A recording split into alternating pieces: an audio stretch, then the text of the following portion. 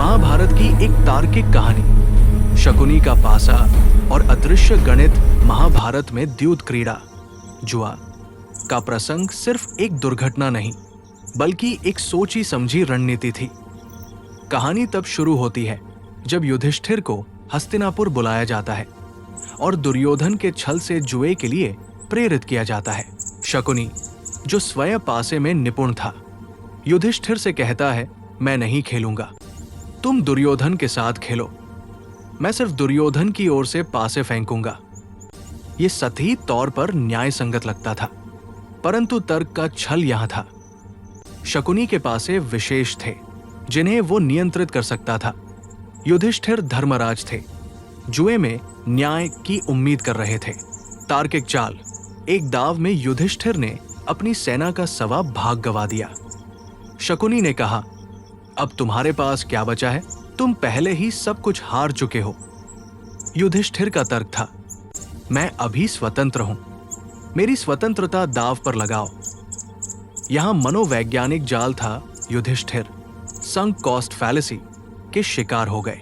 उन्होंने सोचा, इतना हार चुका हूं, अब वापसी के लिए और दाव लगाना होगा। सबसे बड़ी तार्किक भूल।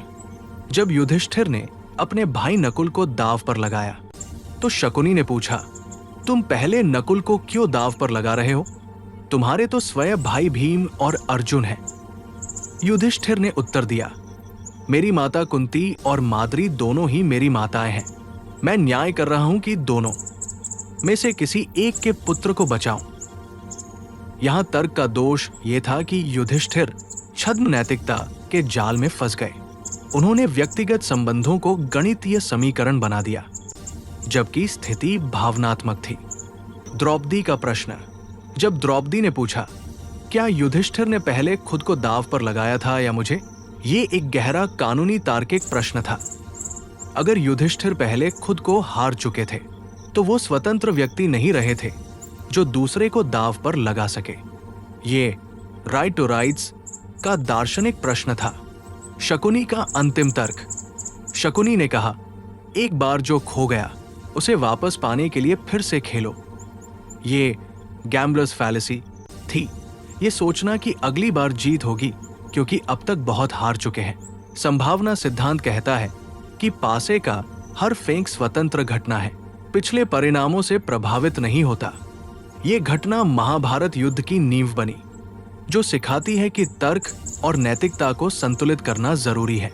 शकुनी का तर्क वास्तव में तर्क का विरूपण था, जहां सत्य को जटिल शब्दजाल में छिपा दिया गया। आज के संदर्भ में ये हमें कन्फर्मेशन बायस, सिर्फ अपनी मान्यता को सही साबित करने वाली बातें मानना और ओवर कॉन्फिडेंस के खतरों से आगाह करती है। इस प्रसंग का सबसे गहरा सबक यह है, तर्क वही उपयोगी है जो नैतिक आधार पर खड़ा हो, और नैतिकता वही सार्थक है जो तार्किक विवेक से संचालित हो। जब इनमें से किसी एक को भी नजरअंदाज किया जाए तो व्यक्ति और समाज दोनों के लिए विनाशकारी परिणाम हो सकते हैं, जैसा कि महाभारत के युद्ध में हुआ।